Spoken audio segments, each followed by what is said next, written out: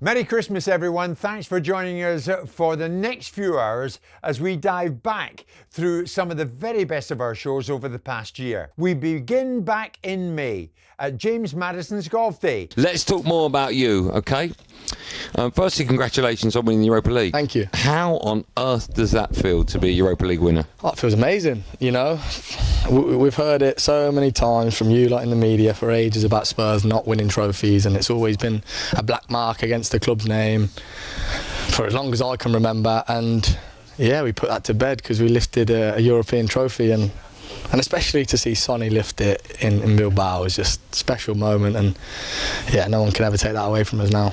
I mean, listen, it was incredible. I won't say it's the best game I've watched, but you managed to get it over the line. And as you said there, Son, who's been so consistent for so long since he got there, to watch him do that finally at the end of it, because he's had a tough time. He's not been at his usual 10 out of 10 standards, but for him to lift it, that must have been nice to see. Yeah, because he deserved that for the last 10 years of being a Premier League great, where they just haven't managed to get over the line. And I've been at Spurs for 2 years, and you get very quickly labelled as a Spursy type player because people want to drag you down with that title.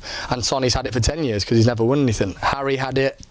You know, you all have it if you play for Spurs, but I watched him lift that trophy in Bilbao on behalf of all of us. So, so happy for him as a person, so happy for everyone at the club, all our supporters, and yeah, we had a good celebration after as well. So I've got a really question for you, because it has been a really strange season for both of you, because he's a Man United fan, obviously you Spurs. How did it feel for you? I know you're delighted to have won that Europa League, and fair play to you, you've already deserved it. But when you look at what happened in the league, is it almost a case of you've just put that to bed?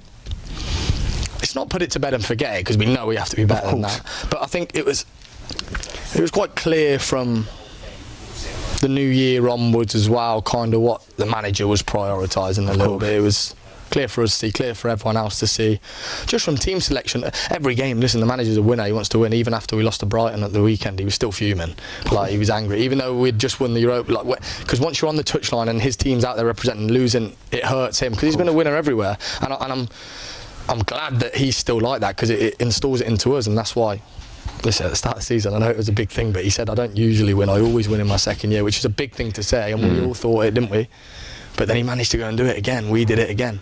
And so I've got every trust in him and every belief, whatever, in what he's saying, because he can get over the line with trophies. So, yeah, the Premier League season was pretty unacceptable, finishing where we did, but I think if you look at the context around it, it probably wasn't a true reflection if we just tackled it normally. I'll take that season. Yes, of course, yeah, trophy, and of course Champions League football next season is incredible. It's interesting, when you started that little chat with us, you said you lot, the media, some more so than others, because since you won the Europa League, our very own Simon Jordan had a bit of a ding-dong with you, James. Take a listen to this. This was from this morning's show.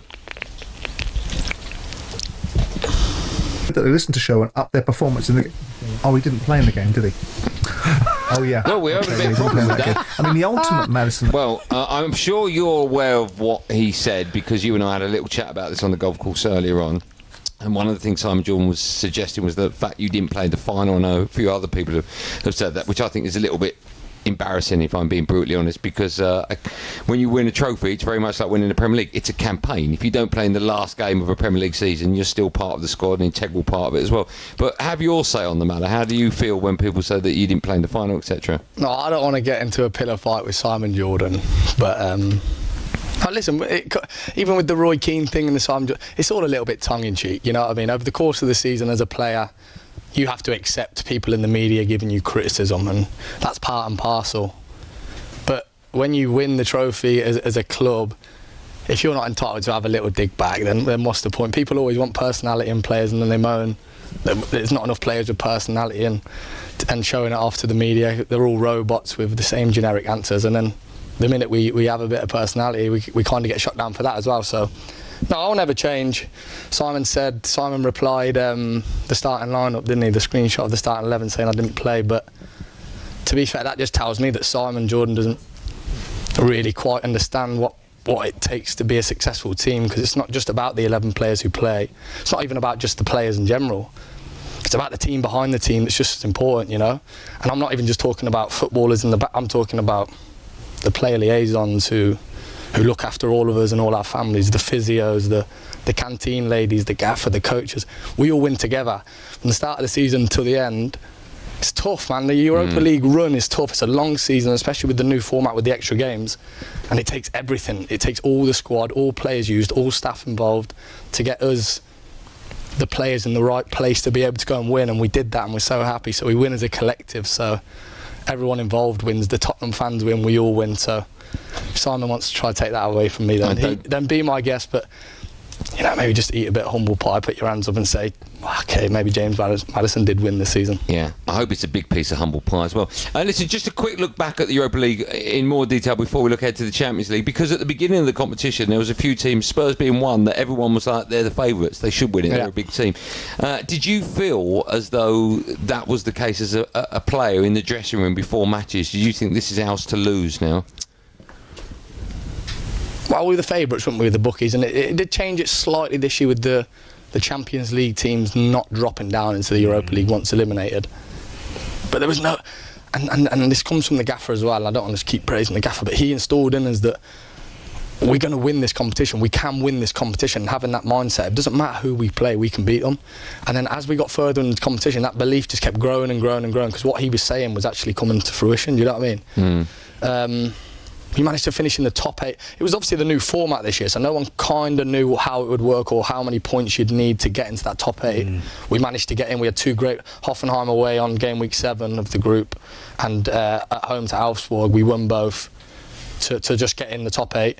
And then from there, we just grew strength to strength, and it all ended in that night in Bilbao. And like Benny said, it was an awful game, even as a Spurs player. It was awful, and it was a proper final with 2 cagey teams, but Brennan managed to get his toenail on a ball that trickled over, and that was the difference. So, do you know, we spoke about him before the game, didn't we, about Brennan Johnson, and we said, we put a bet builder together, and I said he'll get a goal in, because he took a little bit of criticism when he first got to Tottenham as well. People saying the price tag was a big thing, and I know it's not his fault with the price tag, but he has scored some important goals this season. And he scored a lot of them as well. I don't know how many he finished with, 18, 19 goals. For someone who took a hell of a lot of criticism to almost, especially, I can't remember, it was early in the season, he was getting a bit of criticism on social media. It was a big thing that he'd come off it and took a step away and deleted his account. But then to bounce back like that and finish with them numbers and score in the semi-final and the final, like, I take my hat off to him. I love Brennan. He's such a good boy, such a good lad. He's my best mate at Tottenham, and he deserved that. He's got a lovely family. His family and my family, they're really close. He's got good people around him, and I couldn't have been happier that it was him that scored the winner. That's nice.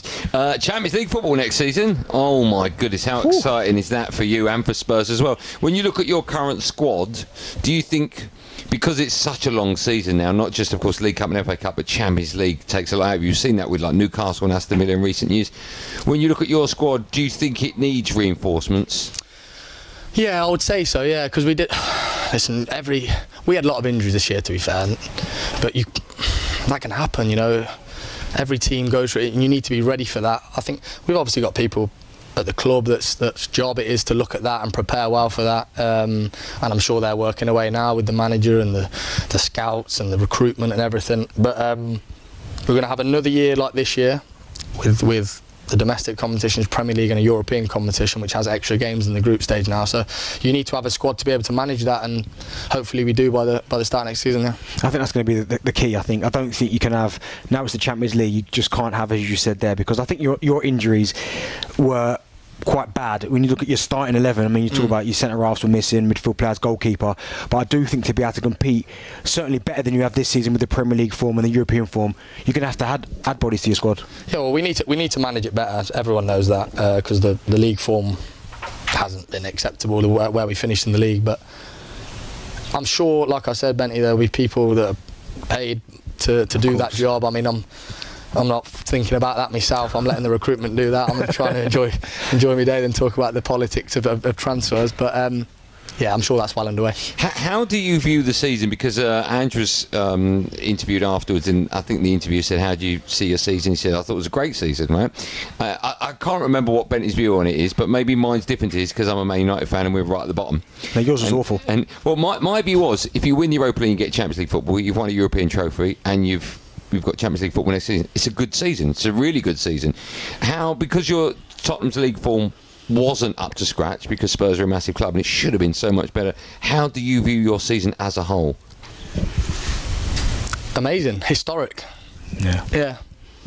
Well, when you ask me in 20 years, Goldstein, when you're still coming to my golf day in 20 years, I'll remember this season forever. So, you know what I mean? It's okay. We had a bad league form, but what's it all? What is football all about, though? It's about that's why it's been held against the club's name for so long, because it's about trophies. If you offered me 5th now and just take away the Europa League, I'd laugh, wouldn't I? I'd laugh at you.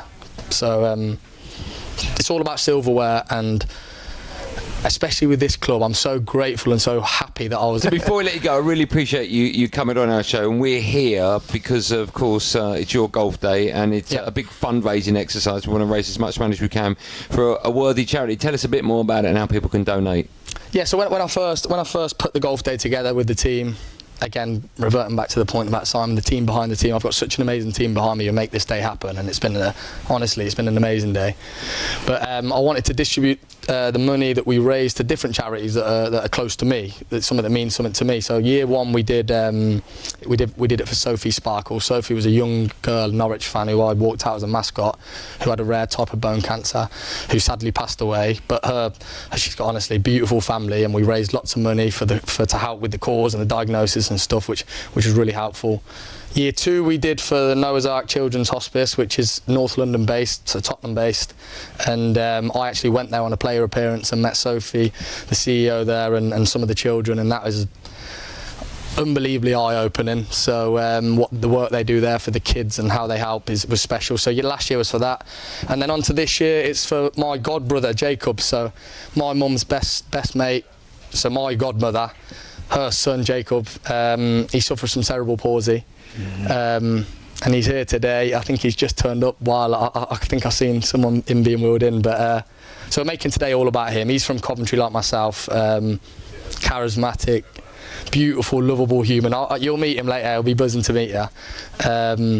And it's for 3. I let him choose. I asked him which charities in Coventry are closest to him that help him the most, and there's 3. So it's Tiny Tim's, Ladybug Lodge, and Me and D charity.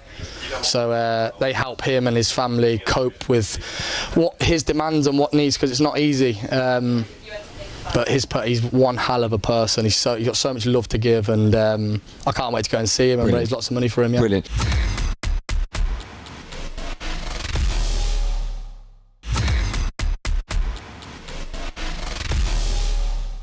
Thanks for joining us again.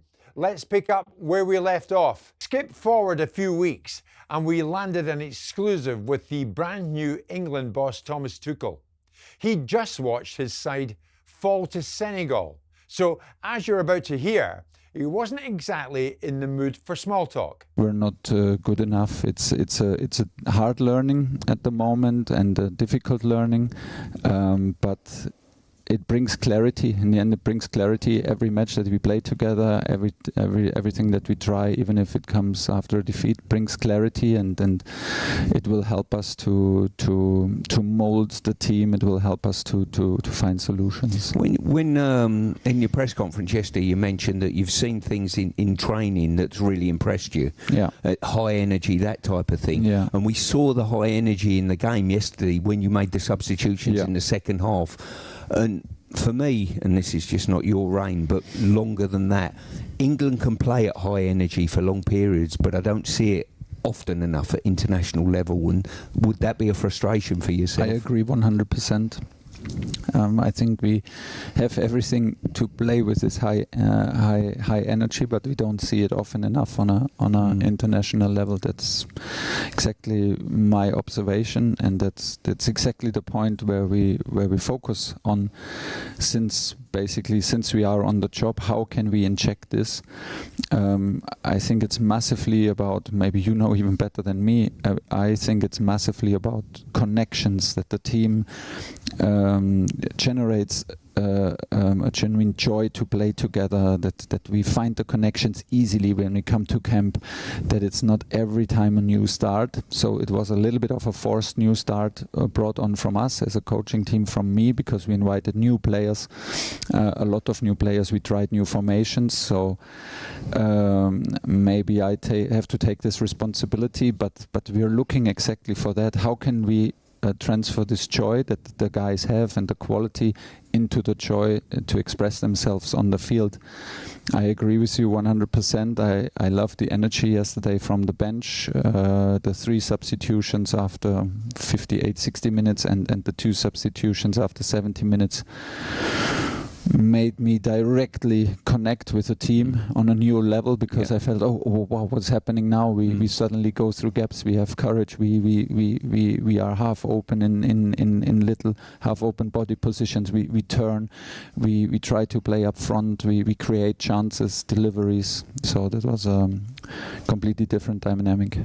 It's really interesting. You talk about the bench, and Ivan Toney came on very, very late in the game. Yeah. And he's a player who said before that he likes to have big impact for the whole game or longer in the game if possible. And you had your reasons for doing that. There's a similarity between the way he plays and Harry Kane plays. But also, we can't really press high up with Harry Kane up front, and then you look at his goals and think, well, you can't leave him out either. So is that a dilemma for yourself, for any England manager really? I'm not even so sure if we can do it, because Harry did it this year with Bayern Munich, almost in a one-on-one in the opponent's half, and he did it. I felt Harry very fit and very committed to everything what we did. Maybe the formation yesterday and the courage within the formation for the high press was not there. I think yesterday we needed to for the high press, we lacked the courage of pushing with the wingers higher and then pushing through the back 4 to push the fullback through when the winger goes, that the fullback follows, and we end up in a 3 against 3 in the back line. We always protected us. Maybe we got it a little bit better in the second half when we encouraged everyone in half time to do so. Yeah, at the moment he's our captain, and he's a regular goal scorer. I think he's scored 4 goals in 4 matches since I'm on the job, and I think we can expect also to press with him high, but then we need to be brave from behind.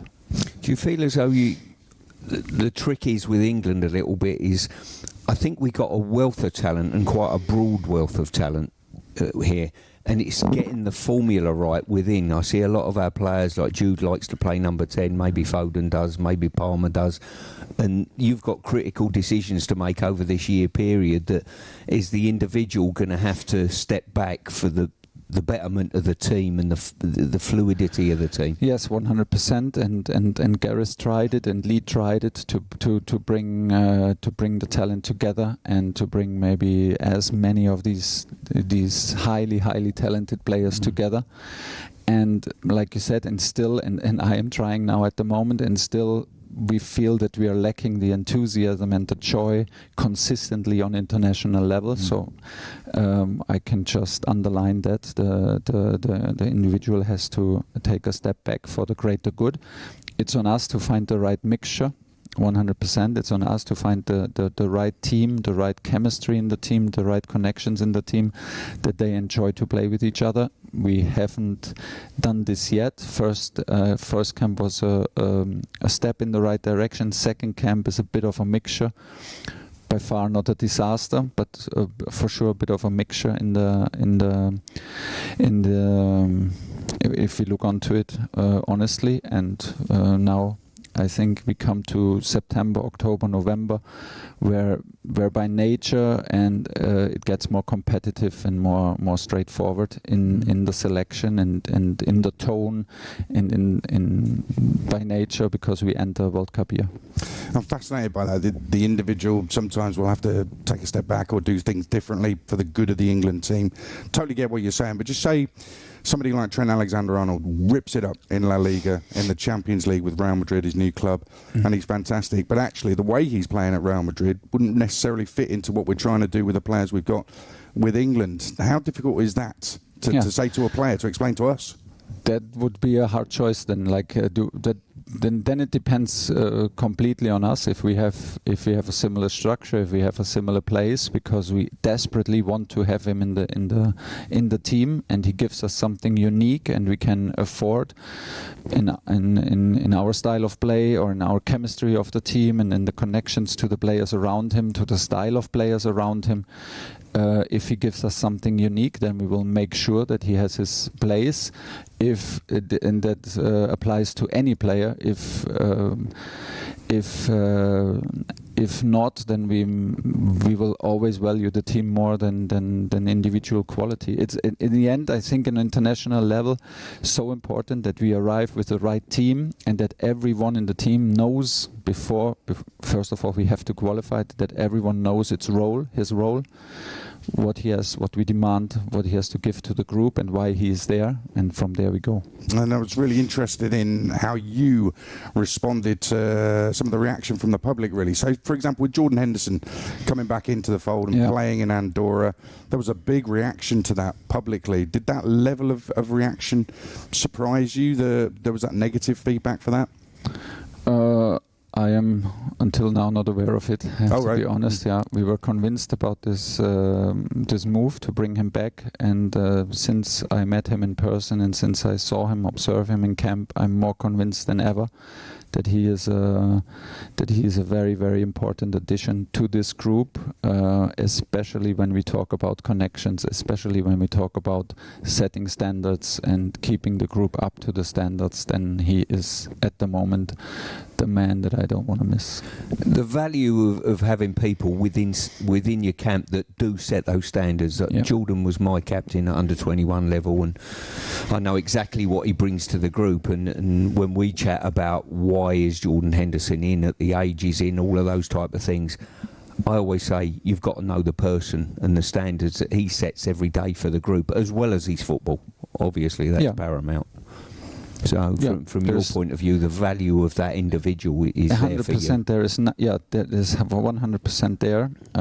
He's still lean. He's still fit. He's still ready to push on a level that matches international level. I'm convinced he's still ambitious. He pushes the group. He takes care of training. He takes care of the attitude. He brings actually players together. So we see different, better versions of players when Jordan is in camp than if he is not in camp, and that's all I can say. We've been asking our talkSPORT listeners for questions for you. I don't know how closely we've monitored them, so just brace yourself. So we can hear one now, can't we? Let's go for it.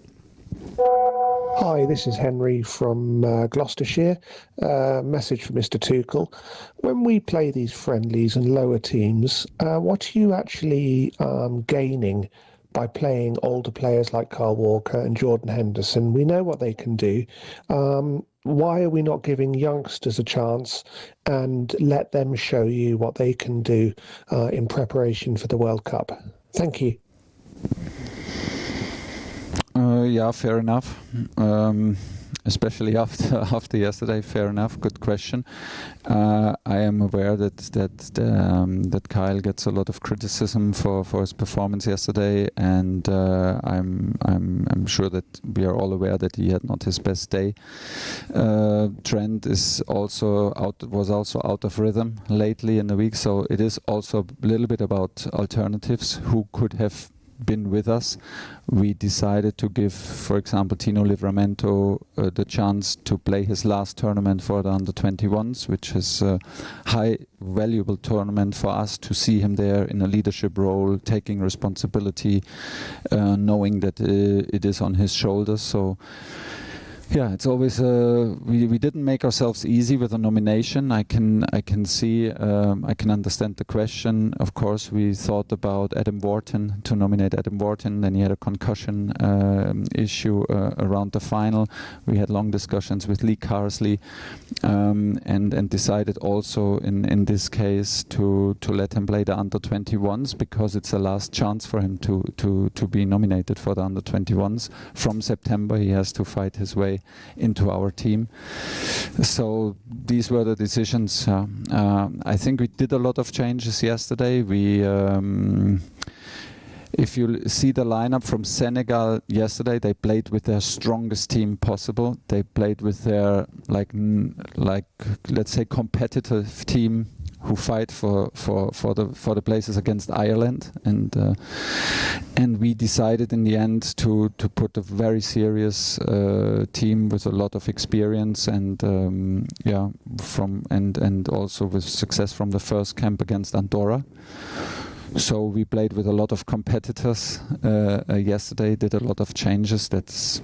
So I think we did a lot of changes, but I can understand. But sending Jordan home at the moment is not an option, because I want to have him in camp, because he brings the best out of other players. He has a huge impact into the group, and it was Kyle deserved for me to be in camp because of what he did in last camp. Glenn Hoddle saying, we've got a really good chance of winning the World Cup. We think we have as well, Stuart, don't we? I certainly hope so. With the preparation for the World Cup, the preparation starts way before actually people think it does. So what does the summer look like for you in the preparation for the World Cup next year? That's a kind of a balance that I have also to get used to, because as a club manager you go more or less, you look maybe 2 weeks ahead, and then you go every 3 days, every 3 days, and that's the kind of rhythm. And you push everyone to have the longest season possible to reach finals, and you don't look too much ahead to get not distracted.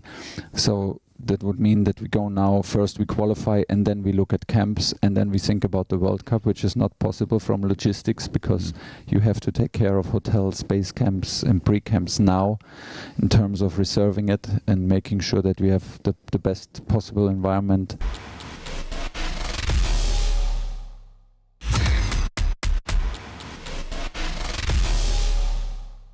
Good to have you back. Into July now.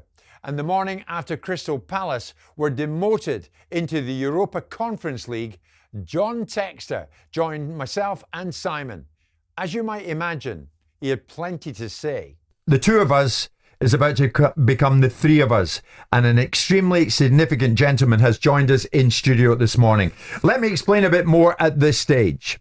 Over the last couple of months, the issue of whether or not it will be Lyon or Crystal Palace competing in the Europa League next season has been in question, stemming from John Textor's involvement in both clubs, conflicting with UEFA's multi-club ownership rules. In a bid to satisfy the situation, Textor has since sold his Palace shares to the New York Jets owner, the very wealthy Woody Johnson, while he stepped down as president of Lyon. But both these moves came after UEFA's March 1 deadline regarding multi-club rules. Last week, UEFA confirmed they were postponing their decision on whether or not Palace can play in the Europa League next season until the outcome of Lyon's appeal over their domestic relegation is reached.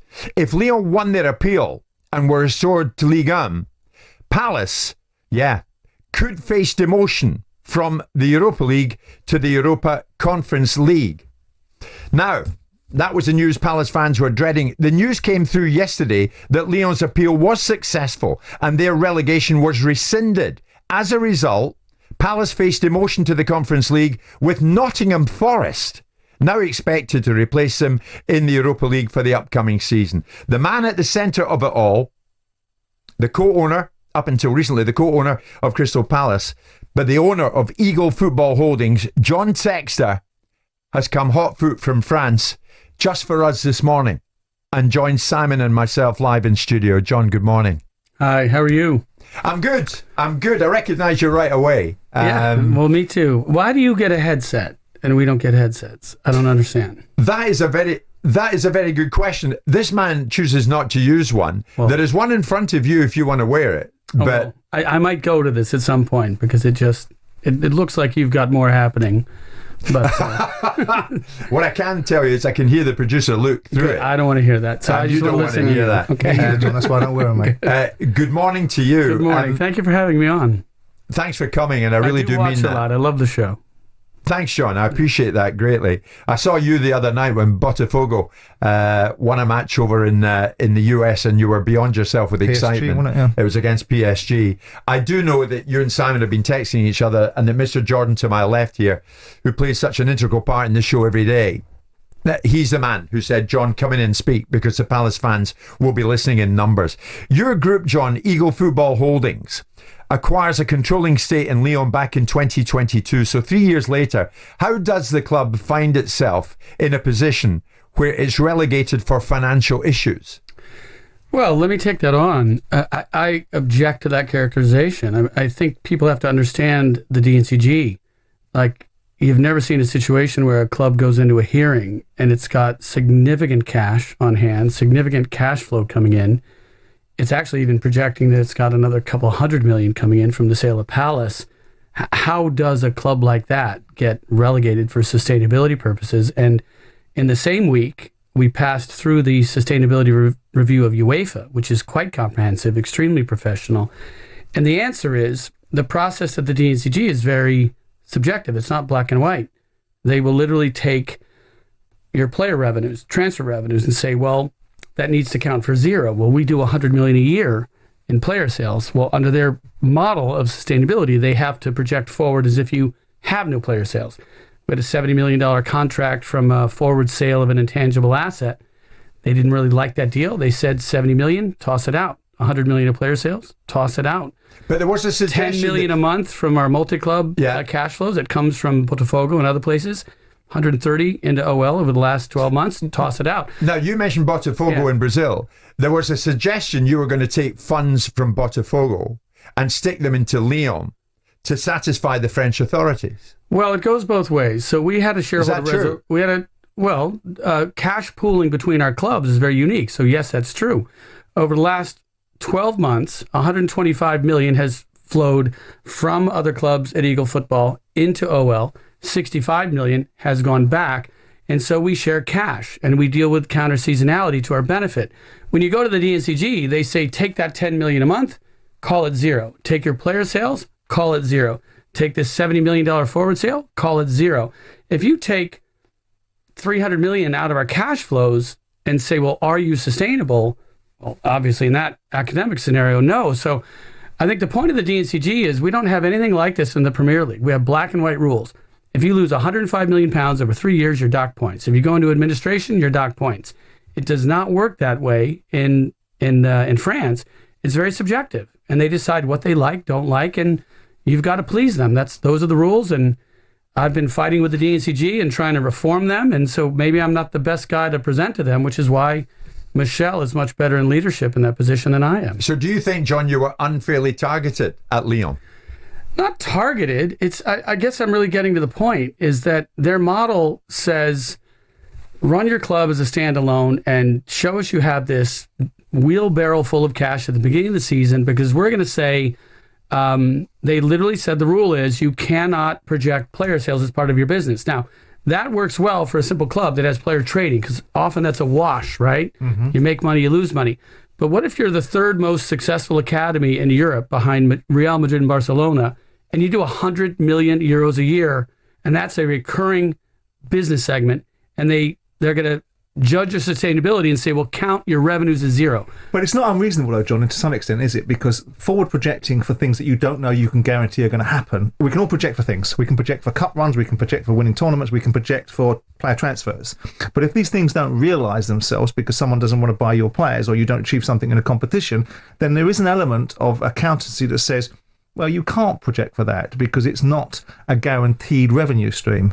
So there is some degree of... there's no basis for that in accounting. It's against accounting principles. Really? On the football side, we're not talking about player trading. You can't count on that. Yeah, buying and selling. But you said there's 100 million of your... Yeah, but you have a separate business segment, which is like you're producing ice cream. Yeah. And if you're doing a going concern calculation, you look forward in 12 months and you project your revenues. Sure. Because they've been the same every year for the last 10 years. Yeah. So that side of Lyon's business, the academy, produces 100 million a year every year, look at the financials. So you can't say that entire segment has to be zero revenue. Discounted, yeah. Because what we were hearing, and some of the things we were hearing, we had various journalists from France that I thought were a little bit hysterical at the time. I said they were hysterical, they didn't like it. But they were talking about things like the debt level, that when the club was bought, it had very little debt. And now that you've got it, it's got loads of debt. And by the way, you've sold off all the assets, like the basketball club and stuff like that. And by the way, also, you can't meet your obligations to Burnley. You can't even pay transfer fees to Burnley, and UEFA have sanctioned you for it. Those sort of things were reverberating around. Well, Botafogo is very different than OL. In terms of OL, the debt has hardly gone up since we bought it. We have a stadium. We had to refinance probably 400 million of debt. Yeah. Stadium's worth 800. There's debt of about 400 million euros. I've understood that, yeah. Yeah. We refinanced that, lowered the interest rate. We have a triple B plus rating. Yeah. That was reaffirmed. So when they're talking about sustainability, but the credit rating agencies are saying you're investment grade. I mean, that's first of all something to pay attention to. So was the issue you, John? When they say has debt gone up? No, the shareholder debt has gone up because I loaned about 40-50 million in. That level's now about 20. Yeah. But no, debt hasn't gone up. Was the issue you? Because the optics have changed. I think you've stepped out of the situation. The same things have been presented back to them. I think I'm very much the issue. Like I'm attempting to be an agent of change. I think the governance in France is not working. We're trying to bring a Premier League model in where every club has a vote. It hasn't been done that way previously. The league is constantly being accused of corruption. There was just a claim against the president. The French Football Federation is trying to take over, which is a huge mistake. And I show up and we have a bunch of panels and I say, I'm literally challenging the existence of the DNCG and whether or not they should exist. Of the orthodoxy. So if I'm talking about a new model, a reformist model where there is no DNCG, but there are black and white rules like we have in the Premier League, I'm probably not the best guy to go in front of that same DNCG and ask their support. So, yeah, the problem's me. Right. I was a disruptor, a reformist. Yeah, the cowboy hat was funny, but not to them. Nasser liked it, thought it was funny. He and I are getting along very well, but no, I don't work very well in the governing model of France, and that's the big reason for Nasser the change. Al-Khelaifi, of course, flying at the moment with PSG in the final on Sunday. He's only lost one game in this whole 10-game stretch. And, amazing. We know that was coming, right? I want to put this to you because we want to get to the Crystal Palace aspect of this as and when we can, because Palace fans, and I'm judging by the messages I'm seeing coming in, are listening to your every word. Can you categorically, John, say that Eagle Football Holdings, your company, is in a positive place financially? Supposed confidential detail from the sale of your Palace shares have found their way into the Telegraph, the sport section of the Telegraph this morning.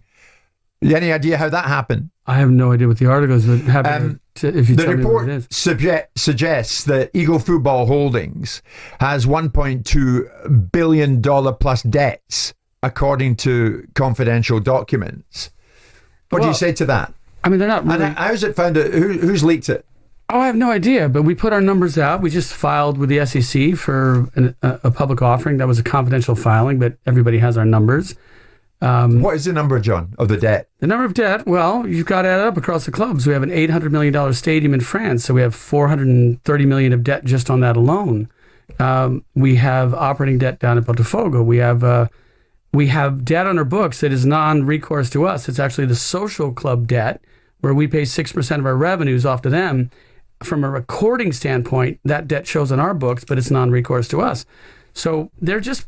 Yeah, I'm sure that number's probably correct, but what of it? We've got clubs that are immensely valuable. We have assets and stadiums that are immensely valuable. And, we have significant operating cash flow down in Brazil. We've gone from 20 million in revenues to 200 million in revenues in 3 years. We'll do 115 million of operating cash flow in Brazil.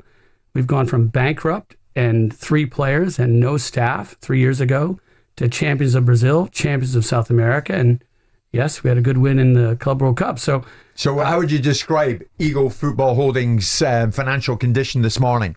If we weren't proud of our financial condition and if we weren't sound, UBS wouldn't have decided to be our lead underwriter in the IPO. So we wouldn't have a triple B plus credit rating in our club in France. Like, you just throw around numbers as if they're big numbers where you don't really think about the assets.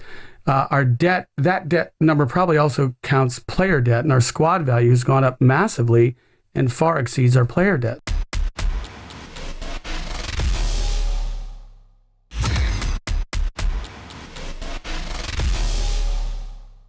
Hey everyone, we're back. More festive highlights from across the year coming up. One of our biggest exclusives of the summer. Liverpool boss Arne sat down with us for the very first time, and he did not disappoint. New players do need time. Yeah, that is true. But I think in the beginning of the season, everybody needs a bit of time. Yeah.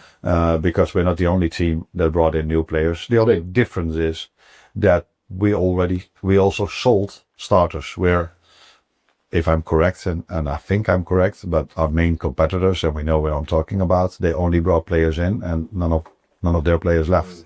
So that's an addition. With us, it's a replacement. Yeah. Very good replacements, by the way, but very good additions from the other teams as well. So yeah, that's why it's going to be such an interesting league to follow again this season. Can I ask you just about the midfield, because it's the area I always look at for obvious reasons, but you've got an abundance of talent. Yeah. Different profiles who can play different roles, but I'm a big fan of Curtis Jones. His versatility, he can play in these different positions. I thought his last season was his best season in terms of contribution. Where do you see him at his best? Because it's a blessing and a curse. Sometimes I played on the right, centrally, sometimes on the left, and yeah, I think he's even played at right back in one game, didn't he? But twice, by the way. Played left wing when he came in the team a couple of years ago. He's played on the wings, because he's talented. Yeah. And I like him. But where do you see him eventually being his best role? I think if you ask him and if you ask me, we both have the same idea. That's number 8. That would be his best position. So with a number 6 next to him or behind him, and that he has a bit of freedom, because what you just said is true. He played in every single position. And if you're able to do that, you feel comfortable everywhere on the pitch. So if you feel comfortable everywhere on the pitch, you like to go to different position. And for me, a number 6 should be much more keeper's position. So, and that he can do this, but he prefers to have a little bit more freedom. And as a 10, he's also able to play that role. But I think he's better if the ball is in front of him, or he's behind the ball, let's put it that way, than when he has to wait for the ball to come to him, because he's quite impatient, which is also his quality. He likes to have the ball a lot. So for me, his best position would be the number 8. And that's also probably the position where we have most competition with, McAllister. Yeah. And Dominic Soboslai. You mentioned just before about your competitors. Obvious candidate, Arsenal, Man City, strengthening. Do you see Chelsea coming into that as well now? I expected them to win last season already. Really? Yeah. The amount of quality they have. And they were, in the start of the season, they were into it. So I think they were, after 10 games, they were... Even by December, they were... Yeah, they were still there. So squad depth, quality they have, very good manager as well. And I think they've showed this by winning the trophies they won last season. Good for us is that they also had a period last season where they struggled, and that's why they couldn't compete till the end for the league title. But now again, they're strengthening the team again. So yeah, very good team, good players, good manager. So a team that's, in my opinion, one of the ones that are really challenge for a league title. What are your qualities? I never really hear you moan too much about in interviews and stuff. Maybe because you're winning a lot, but when I hear, and it frustrates me personally, fixture congestion, player welfare. I understand some of it, but if you're at the top of football, Liverpool Football Club, you're in all these competitions. Do we not hear you whinge about it because you understand it, or is it now getting to a point where it is too much? Do you think? Maybe it helped that we weren't at the Club World Cup, because that tournament was a lot for the players. I think the good thing is only once in 4 years, but I was looking forward to going to the Premier League and have the FA Cup and have the League Cup, and of course we all want to be in the Champions League. So in these competitions you definitely want to be in, and I was annoyed and frustrated that we went out of the FA Cup so soon.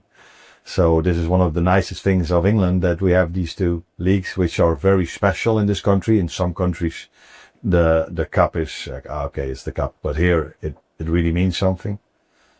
So if you talk about this, I don't think there are too many fixtures the Club World Cup was a lot Yeah. to ask, especially if you look at Paris Saint-Germain, for example. Maybe only had 1 week to prepare now for the Super Cup they had to play. 1 week. Yeah, that is. I think players like to play a lot of games. We like to play a lot of games, but they definitely deserve a minimum of 3 weeks of holiday if you have to play so many fixtures. And if that is not possible, then it gets too much, in my opinion. I went with Wayne Rooney last night. Said he saw you in Ibiza. Yeah. So if you win, you've won the Premier League, you celebrate in Ibiza. If you win the Champions League, what is it, Vegas? No. Don't know yet. No, then I'm probably am again in Ibiza. I wouldn't say I celebrated the league title over there. What I did was enjoyed my holidays. Exactly. But the moment I met him, that was in Ushuaia. So we were both having a good time over there. And he celebrated our league title with Liverpool. No, no, he won't know. No. Last little question, because we know you listen to talkSPORT sometimes. Do you have a favourite show? The morning is mostly when I drive in, and then I listened, especially with my former car, because it was in the playlist. Now I have to get it again, but it helps me with my vocabulary, maybe, and there are one or two good pundits as well. So, although if you're listening to Alan and Ali, the Scottish guys, that can't help your vocabulary, can it?